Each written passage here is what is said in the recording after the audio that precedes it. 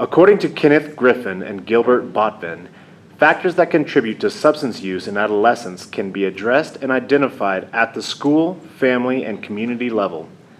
In this short segment, we will be focusing on school-based interventions to prevent substance use and abuse in adolescents. Schools play an important role in the protection and prevention of substance use in adolescents. Evidence shows there are 3 effective methods to reduce these detriments of health. These methods consist of social resistance skills training, normative education, and competence enhancement skills. The following skit is an example of social resistance skills training in a high school setting. Let's watch. Welcome, class. Today we're going to be doing life skills training, ages 13 to 18. So get excited. All right, we're going to do a fun activity to start off. So everybody take out a piece of paper. Got it? On this piece of paper, please write down at least 4 decisions that you make every week at home, school, and with your friends. With each one of those decisions you make, please write down if anyone influences them. For example, your parents, friends, teachers, or media. Ready, set, go.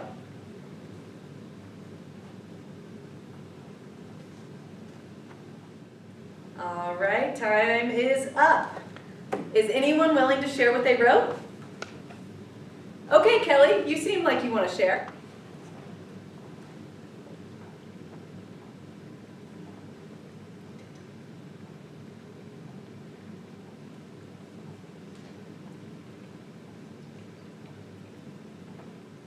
Wow, thanks for sharing, Kelly. That is a great example of how most of our decisions, big or small, are influenced by other people. We make decisions every day, even when we don't think about them. But some decisions can have a big impact on your life and may take critical thinking. I am now going to give you a quick technique to help you make decisions easier. It's called the 3 C's. Clarify, consider, and choose. Clarify what decisions you need to make. Then consider possible alternatives and consequences of making the decision. And finally, choose what you will do afterwards. Reflect on it as if you were and to see if you were satisfied with your decision. All right, so let's try it. Say you're put in a situation where all your friends come over and they want to drink alcohol. Your parents are out of town. What do? Well, for the clarify step, we could have people over but no alcohol. Okay. But we have to consider, what if they bring alcohol? The real problem is we need to know how we're going to get the alcohol. Or we could just choose not to drink. Cool. Those are great ideas. Freeze! Man, I thought this was going to be a huge waste of time, but actually, it's really helpful. Did you know that this program has actually made a huge difference? Apparently, there was a 44% decrease in drug use and a 66% decrease in alcohol, tobacco, and marijuana in kids our age. Hello, my name is Kelly, I am Julie. and we would like to offer you a basic example of the evidence-based CRAFT screening technique used by the American Pediatrics Association. So you may be asking yourself, what is CRAFT? CRAFT is a screening process that includes 2 parts and 9 total questions. Part A includes 3 questions specific to alcohol, marijuana, and other drugs. Part B consists of 6 questions pertaining to substance use and the environment. When asked, 65% of adolescents expressed a desire to talk about their substance use. However, they were never asked. We do this to try to establish a comprehensive alcohol and drug history. Julie will now demonstrate how this is performed. Thank you, Kelly.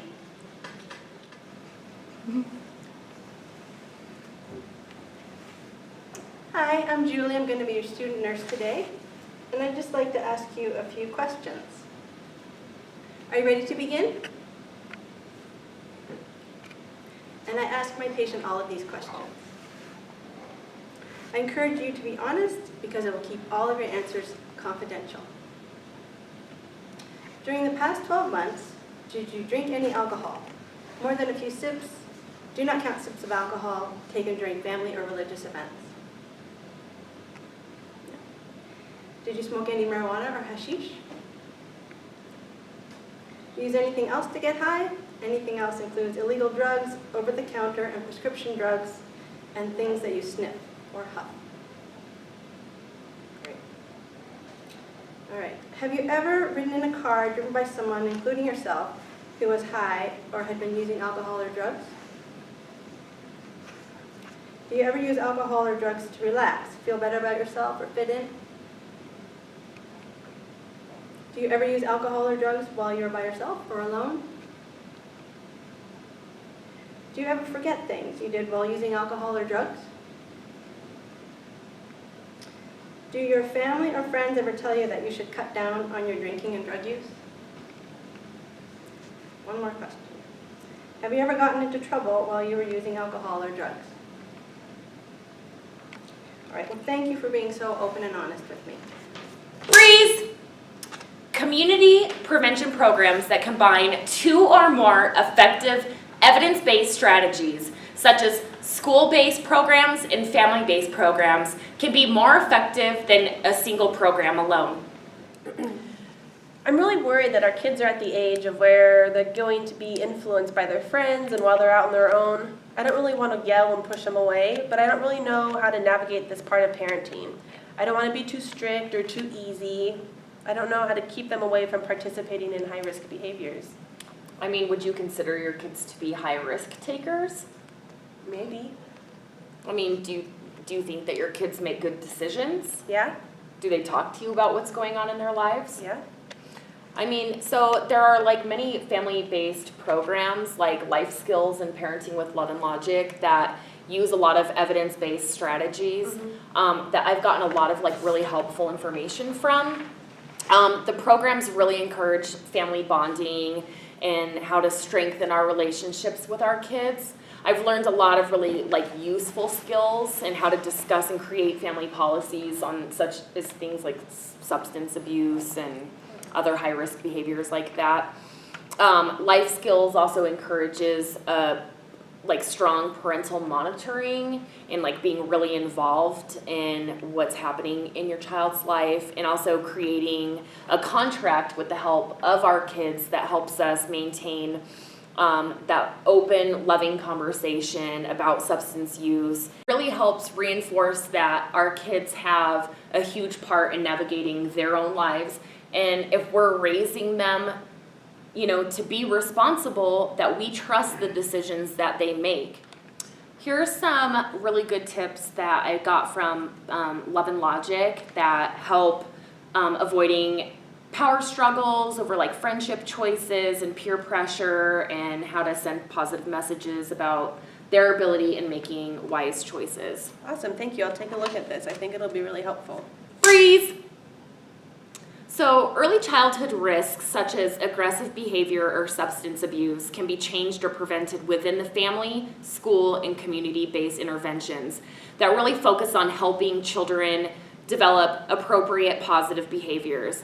If these aren't addressed, negative behaviors can lead to much greater risks such as academic failure and social difficulties, which also put our children at further risk for later drug use in their lives.